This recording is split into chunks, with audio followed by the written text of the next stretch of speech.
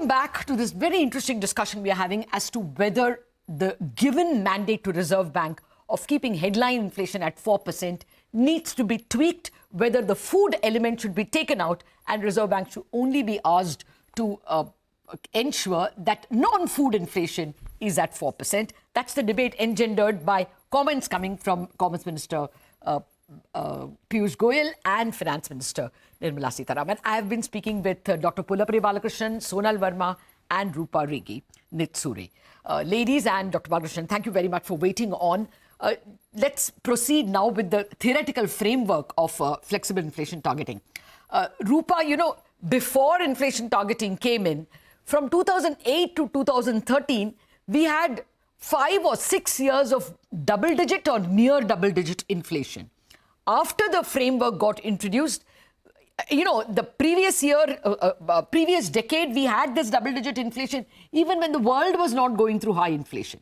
After the target came into place, we have relatively done better despite, you know, big problems like COVID. So what is your estimate of the record of FIT so far? See, point is that inflation targeting framework definitely had made the whole monetary policy exercise more predictable. It has been effective in controlling inflation to a great extent.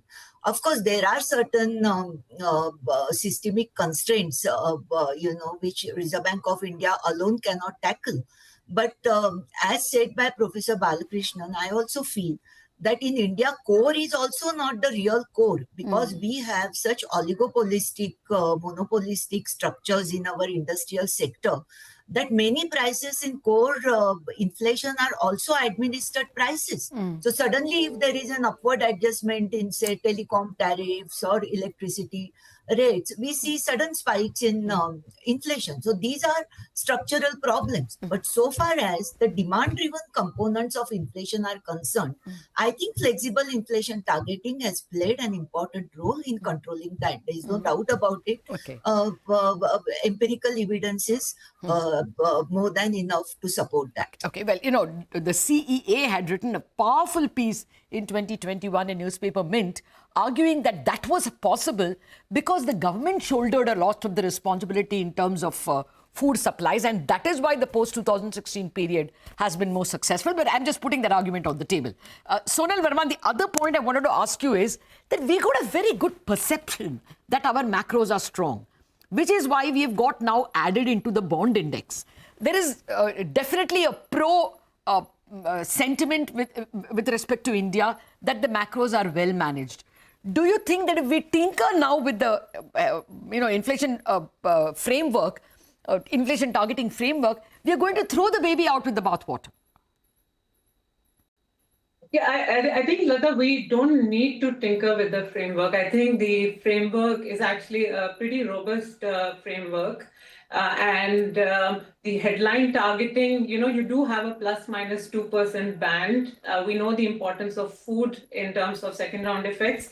And through this framework, it also ensures that government is cognizant of the needed supply side responses on food. So it's a very good framework that is there. We don't necessarily need to tinker with it.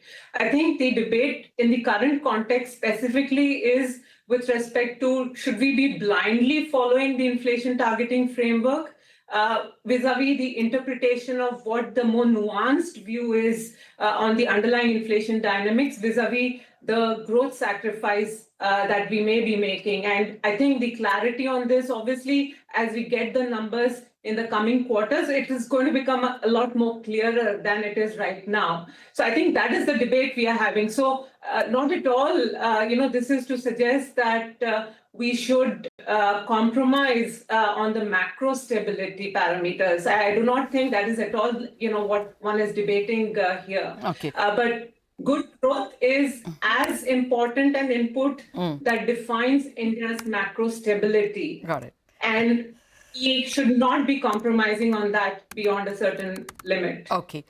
Okay, running out of time. Dr. Balakrishnan, what would your advice be in terms of the target we have to follow? And let me put the very genuine arguments against FIT as well. No less than a person as Dr. Y.V. Reddy and, of course, the CEA have made solid points. RBI has no control over food inflation. the fiscal authorities, to a large extent, fiscal profligacy was responsible for the double-digit inflation from 2008 to 2013, which again is not in RBI's hands. So should we go away and go back to the multi-indicator system? Flexible inflation targeting just means that the RBI does not have to target a certain number, but is given a range.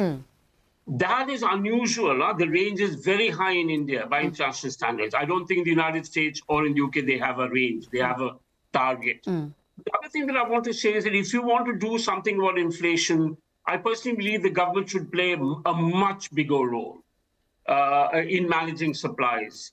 We are really facing elevated food inflation, not just for a quarter or two, but for at least 4 years.